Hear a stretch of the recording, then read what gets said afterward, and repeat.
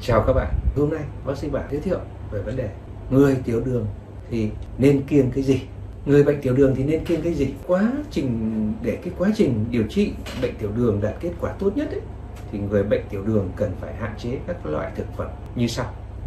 Đầu tiên là hạn chế ăn gạo trắng, bánh mì, miến, bột sắn dây, các loại củ nướng, và hạn chế các thực phẩm chứa chất béo bão hòa. Cái thực phẩm chứa chất béo bão hòa và nhiều cholesterol và gây ung thư, nguy cơ tăng các bệnh tim mạch và không tốt cho sức khỏe nói chung và người bệnh tiểu đường nói riêng. Cái người bệnh tiểu đường ấy, thì không nên ăn thịt mỡ lợn cũng như là các phủ tạng động vật, da của gia cầm, kem tươi, dầu dừa, các loại bánh kẹo ngọt, mứt, sô cô la và các loại nước có ga. Hạn chế tối đa các loại hoa quả sấy khô như là mứt hoa quả, vì khi đó cái tỷ lệ tiểu đường nó rất là cao.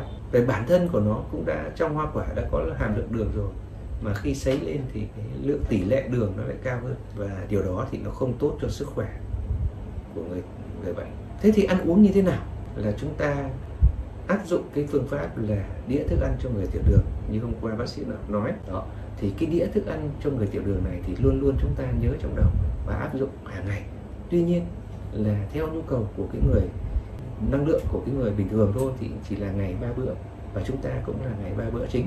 Tuy nhiên cái bữa lưu ý, cái bữa trưa và bữa tối thì chúng ta nên chia nhỏ nó ra và có những cái bữa xen, bữa phụ đó. Khi ăn thì là chúng ta áp dụng cái đĩa thức ăn như vậy, như thế là đủ năng lượng và đủ các cái dinh dưỡng cho người tiểu đường. Vậy thì cái nguyên tắc ăn của người tiểu đường hôm nay bác sĩ Bảo nhắc lại đó là gì?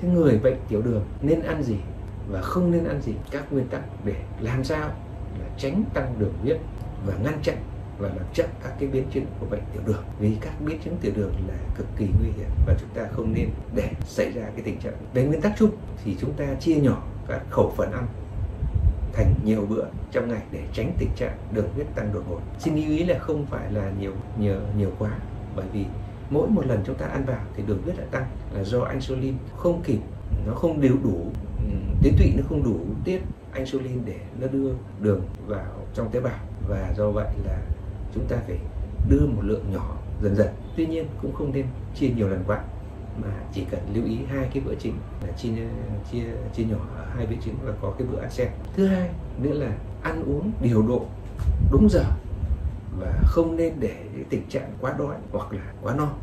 Đấy là cái lưu ý thứ hai. Và cái lưu ý thứ ba là cũng không nên thay đổi quá nhanh và quá nhiều về cái cơ cấu hoặc là cái khối lượng các bữa ăn hàng ngày. Đó là ổn định cái nguồn cung cấp năng lượng là đều đặn, đầy đủ như vậy. Việc nữa đó là ngoài cái chuyện kiêng khem ăn uống, cái lưu ý về cái chế độ dinh dưỡng thì chúng ta cũng cần phải vận động sau khi ăn và tránh nằm hoặc ngồi một chỗ. Chúng ta hãy dành thời gian đi bộ, thể dục thể thao để đảm bảo sức khỏe và hỗ trợ cái quá trình điều trị bệnh tiểu đường. Xin lưu ý là quá trình tập luyện này cũng phải được bác sĩ tư vấn tập với cường độ thế nào, liều lượng, thời gian là bao lâu. Thì thông thường là chúng ta tập khoảng 30 phút mỗi ngày và cố gắng duy trì một tuần từ 5 đến 7 ngày. Điều đó sẽ giúp cho cơ thể ta khỏe mạnh, giảm cái nguy cơ biến chứng của cái bệnh tiểu đường. Hãy sống một cuộc sống khoa học thì chúng ta sẽ có cái sức khỏe dồi dào. Xin cảm ơn các bạn. Nếu như thông tin các bạn thấy là hay thì hãy like, comment, không quên đăng ký kênh YouTube bác sĩ Bảo để đón nhận những cái thông tin mới nhất mà bác sĩ Bảo cập nhật. Xin cảm ơn và hẹn gặp lại.